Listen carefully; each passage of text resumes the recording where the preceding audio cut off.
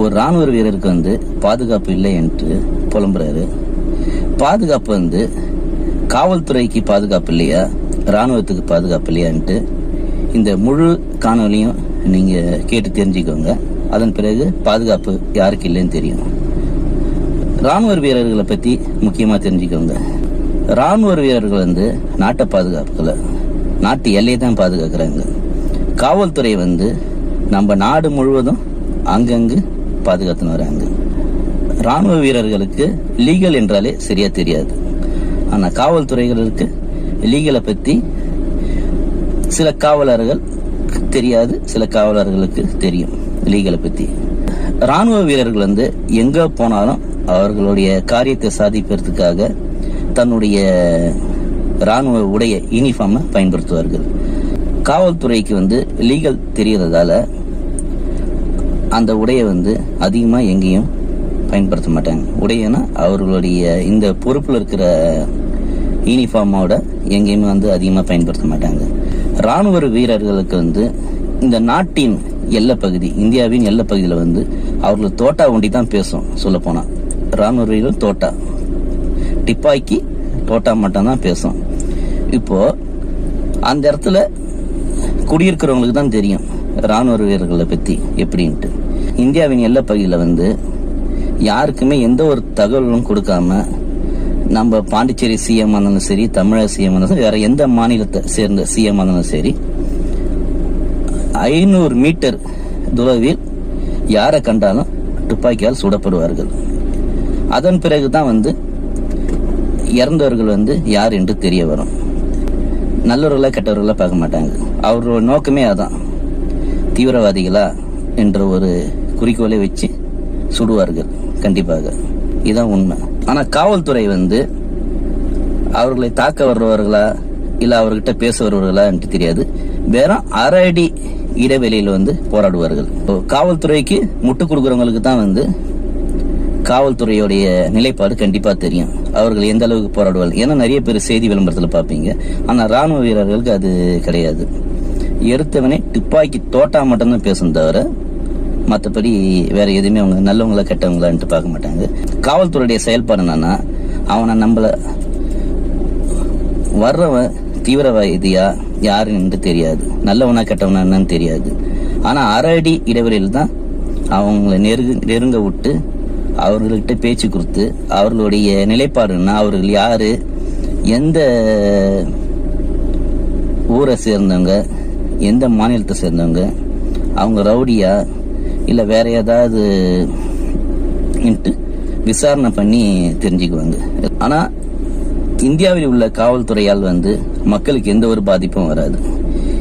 நம்ம இந்திய நாட்டை, இந்த ஜனநாயக நாட்டை தவிர்த்து வேற எந்த நாடாக இருக்கட்டும் காவல்துறை எப்படி இருப்பாங்கன்ட்டு அங்கிருந்து நீங்க ஒவ்வொரு நாட்டுல பார்த்தா தான் உங்களுக்கு தெரியும். அங்கங்க காவல்துறை தோட்டா ஒண்டி தான் பேசும். இந்திய ராணுவம் எப்படியோ அதே மாதிரி தான் காவல்துறையோட தோட்டா தான் பேசும். நல்லவனா கெட்டவனா பார்க்க மாட்டாங்க. அவங்க தோட்டா முனையில நிக்க வச்சு பதில் கேட்பாங்க. இஷ்டப்பட்ட அவனை இட்டுன்னு போய் விசாரணை பண்ணுவாங்க. அவங்க விருப்பப்படி அவனை சுடணும் சுட்டுருவாங்க. இதுதான் நடக்குது. கேட்டா அவன் மேல ஏதாவது ஒரு பழிய சுமப்பாங்க. அதான் வெளிநாட்டியோட செயல்பாடு. ஆனா இந்திய காவல்துறையோட செயல்பாடு அது கிடையாது.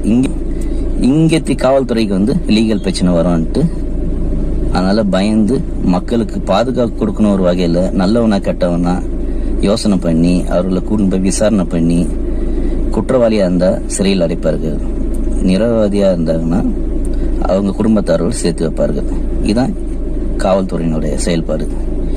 இதற்கு இடையில் காவல்துறைக்கும் ராணுவத்துக்கும் இடையில் இந்திய ரிசர்வ் போலீஸ் IRBன்னு சொல்லுவாங்க.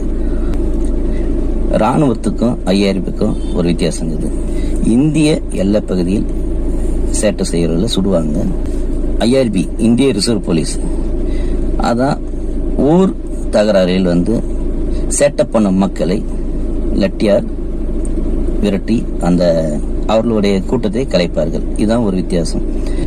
காவல்துறைகளுக்கு மட்டும் லீகல் தெரியும், எது நல்லது கெட்டதுன்ட்டு சொல்ல போனா. ஆனா சொல்ல போனா எல்லா விஷயமும் தெரிஞ்சவங்க போலீஸ் ஒண்டி தான். IRBக்கும் லீகலை பத்தி தெரியாது, ராணுவத்துக்கும் லீகலை பத்தி தெரியாது. ஆனா போலீஸுக்கு அனைத்தும் தெரியும். எந்த இடத்துல எது படும்.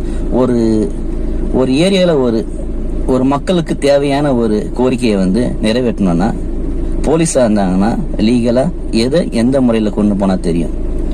அது வந்து ராணுவத்துக்கும் தெரியாது, IRBக்கும் உள்ளவங்களுக்கும் அது கண்டிப்பா தெரியாது. ஒரு சில பேருக்கு தெரிஞ்சிருக்கலாம், லீகல் தெரிஞ்சு வச்சவங்க.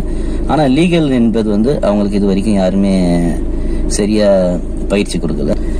காவல்துறை அனைவருக்கும் வந்து லீகல் தெரியும்னு சொல்ல, மேக்சிமம் காவலாளருக்கு லீகல் கண்டிப்பா தெரிஞ்சு வைத்திருப்பார்கள். அப்பதான் வந்து நல்லது கெட்டது எதுன்ட்டு அவர்களுக்கு தெரியும். எந்த ஒரு விஷயமானாலும் ஈஸியான முறையில வந்து சரி பண்ண ஒரு திறமை வந்து காவல்துறை கிட்ட அனைத்தும் இருக்குது. 500 மீட்டர் இடைவெளியில் பார்த்த உடனே யாரை கண்டாலும் சுடும் ராணுவத்துக்கு பாதுகாப்பு இல்லையா? அரை அடி 500 மீட்டருக்கும் 1 மீட்டருக்கும் வித்தியாசம் பார்த்துங்க. அந்த 1 மீட்டரை வந்து 6 பிரிச்சாலே அதான் அரை அடின்னு சொல்லுவாங்க. அந்த அரை அடி இடைவெளியில் மக்களிடம் போராடி மக்களை ஒழுங்குபடுத்த நினைக்கும் காவல்துறைக்கு பாதுகாப்பு இல்லையா? யார் எந்த நேரத்தில் வந்து எதுனாலும் பண்ணுவாங்க. மெயினாக அதை தெரிஞ்சுக்கோங்க தயவு செய்து. அதனால வந்து யாரு நம்மளுக்கு முக்கியம்ன்ட்டு பாருங்க. இதுக்காக வந்து காவல்துறையை குறை கூறாதீங்க. தவறான ஆட்கள் இருக்கிறாங்க தான், ஆனா அனைவரும் தவறான ஆட்கள் கிடையாது என்று தயவு செய்து அனைவருக்கும் தெரிவித்துக் கொள்கிறேன். புதுவை பாஸ்கரன், TTMS மூலியமா.